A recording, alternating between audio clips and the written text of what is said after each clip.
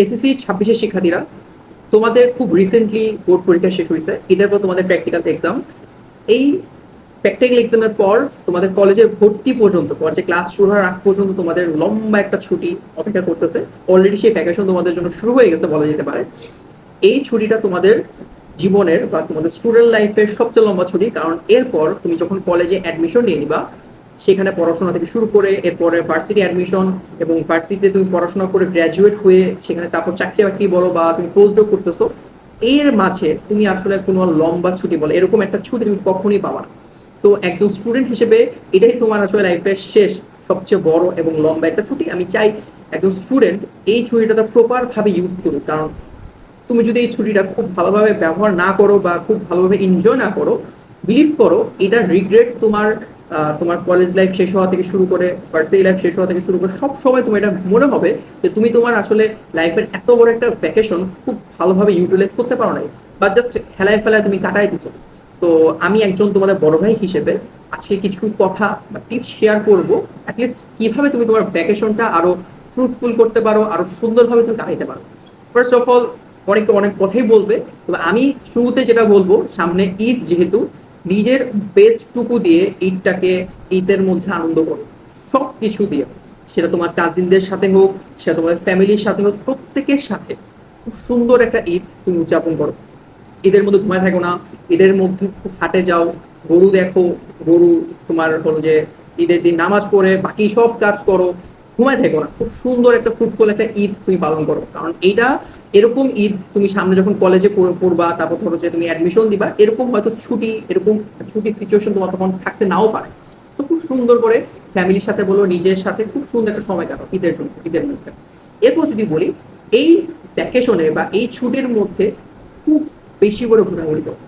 এবং সেটা এর মানে এই না, হতে পারে তুমি দেশে অনেক জেলা তুমি ঘুরতে যেতে পারো, কক্সবাজার যেতে পারো, বিভিন্ন জায়গা দেখার স্পট গুলো যাইতে পারো, অথবা তুমি যদি এরকম নাও যাও, তুমি ইচ্ছা করলে তোমার কাজিনদের বাসায় যেতে পারো, খালামণি ফুপি বলো বা নানু দাদু যাদের বাসায়, জাস্ট যাও, ঘুরো, আনন্দ করো, সবার সাথে মিশো, জানো, শিখো, বুঝো, দ্যাটস ইট।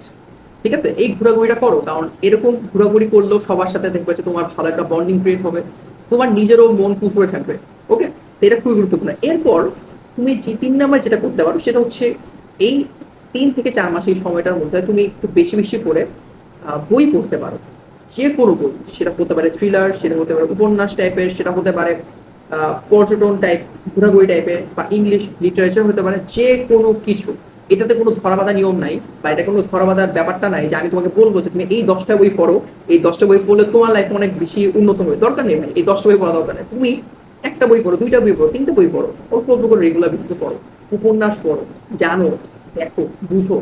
অ্যাটলিস্ট তুমি তুমি বই পড়া একটা অভ্যাস তৈরি করো নিজের মধ্যে। যদি তোমার সেই অভ্যাসটা না থাকে, সেটা তুমি তৈরি করো।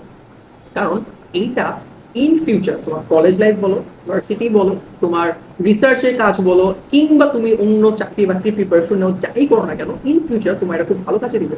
তো বই পড়ার এই অভ্যাসটা তুমি নিজের মধ্যে তৈরি করো। ওকে, অ্যাটলিস্ট তুমি ভালো কিছু জানবা, বুঝবা, শিখবা। ওকে, যেটা বলবো, এই সময়টায় যত বেশি পারো খেলাধুলায় ইনভলভ হও।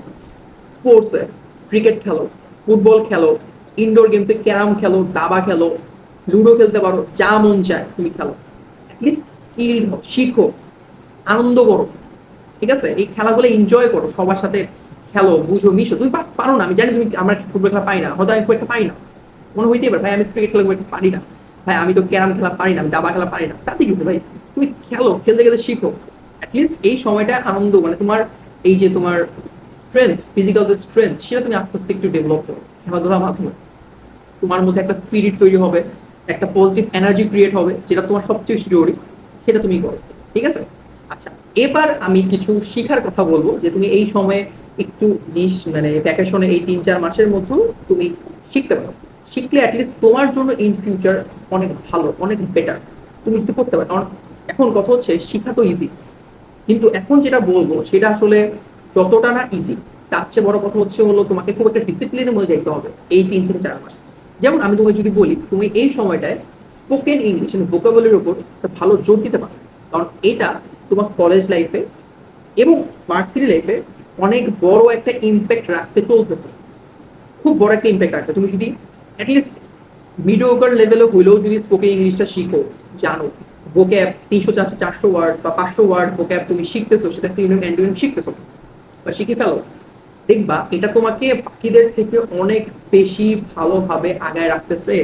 সো এখন এটার জন্য কি করবে, তুমি ইউটিউবে দেখবে ফ্রি অনেক চ্যানেল আছে, 10 মিনিট স্কুল আছে, আরো অনেক বিদেশি চ্যানেল আছে, ভোক্যাবের জন্য তুমি অ্যাপস পাবা, ভালো অ্যাপস পাবা, ডুওলিঙ্গো পাবা, তুমি যা মন চায় তুমি জাস্ট শিখো, জাস্ট শিখো। খুব বেশি প্রেশারাইজ করার কিছু নেই, তুমি জাস্ট ইউটিউবে টিউটোরিয়াল দেখতে পারো, নিজের সাথে মুভি দেখতে পারো, সিরিজ দেখতে পারো, ডেইলি স্টার পেপার করতে পারো, জাস্ট করো, শিখো। হ্যাঁ, এটাতে আসলে খুব একটা বাকি 4-5টা যে কাজ বললাম যে যেভাবে তুমি প্রিপারেশনটা কাটাতে পারো, এটা আসলে যতটা না ফ্রুটফুল তার থেকে বেশি আসলে তোমার ডিসিপ্লিনের উপর ডিপেন্ড করতেছে। তো তুমি যদি ডিসিপ্লিন হও, তুমি ইজিলি এই জিনিসটা খুব ভালো করে করতে পারো। সো এটা করো, শিখো, অ্যাটলিস্ট যতটুকু পারো করো। তোমার দেখবা যে তোমার যে ব্যাপারটা, তোমার যে ইংলিশের যে দক্ষতা বলো, ভোকাবের যে দক্ষতা, সেটা বাকিদের থেকে অনেক বেশি আগে যাবে। একটা কাজ করতে পারো, সেটা হচ্ছে তোমার তোমার যদি ল্যাপটপ থাকে বা পিসি থাকে, তুমি ইজিলি টাইপিং স্পিডের উপর কাজ করতে পারো। ধরো তুমি টাইপ করতেছো বা পড়ো, বাট সেটা স্পিড খুব একটা বেশি না, তুমি এটা উপর কাজ করতে পারো।